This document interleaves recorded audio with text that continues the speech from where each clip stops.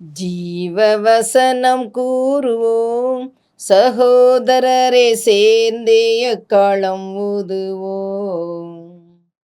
கர்த்தருடைய நாமம் உயர்த்தப்படுவதாக. கிறிஸ்துவுக்குள் அன்பானவர்களே, இந்த நாளிலும் ஜீவ வார்த்தை ஒன்றை நாம் கேட்போம். ஏசாயா 46வது அதிகாரம் 12ஆம் வசனம் இப்படி சொல்லுகிறது: முரட்டு இருதயம் உள்ளவர்களே, நீதிக்கு தூரமானவர்களே, எனக்கு செவி கொடுங்கள். ஆண்டவர் யாரை அழைக்கிறார் பாருங்கள். யாருக்கு அறைகோல் கொடுக்கிறார்? முரட்டு அப்படின்னு ஒரு பதம் வருகிறது. அவன் ரொம்ப முரட்டுத்தனமா இருப்பான். ஐயா, நான் இள வயதுல கபடி விளையாடுவோம்.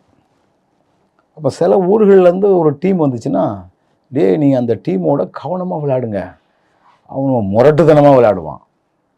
முரட்டுத்தனம்னா எதிர் டீமில் உள்ளவனுக்கு கை உடைஞ்சாலும் பரவாயில்ல, கால் உடைஞ்சாலும் பரவாயில்ல, இடி. எங்கள் ஊரில் ஒரு அருமையான டேஷர்னா கபடி பாடிக்கொண்டு வரக்கூடியவனை போய் இடித்து பிடிப்பது.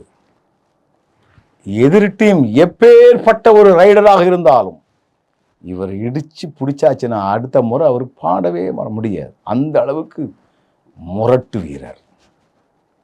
இங்கே ஆண்டவர் என்ன சொல்றாரு பாருங்க. முரட்டு இருதயம், என்ன சொன்னாலும் கேட்க மாட்டாங்க. தான் பிடிச்ச முயலுக்கு தான் 3 கால்னு சொல்லுவாங்கல்ல, அது பிடிவாத குணம். முரட்டுத்தனமா நடக்கிறவங்க. ஒன்று சொல் புத்தி அல்லது சுய புத்தின்னு சொல்லுவாங்க.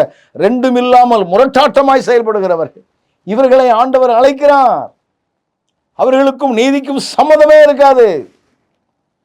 நீங்க எனக்கு செவி கொடுங்க, உங்க முரட்டுத்தனத்தெல்லாம் நான் மாற்றுவேன் அப்படின்னு ஆண்டவர் விரும்புகிறார். இன்னைக்கு கடினமாக இருக்கக்கூடிய ஒரு கம்பியை கூட அதிகமாக நாம் தீயில வாட்டி அதை சாஃப்டா நம்ம விருப்பத்துக்கு வளைச்சிருந்தோம். இப்போ ஆண்டவரும் எவ்வளவு முரட்டாட்டம் உள்ளவனாய் இருந்தாலும் ஆண்டவருடைய வார்த்தைக்கு செவி கொடுத்தால் அவனுடைய முரட்டுத்தன்மை தன்னால் மாறக்கூடியது. இப்படி மாற்றக்கூடியவர் தான் நம்முடைய ஆண்டவர்.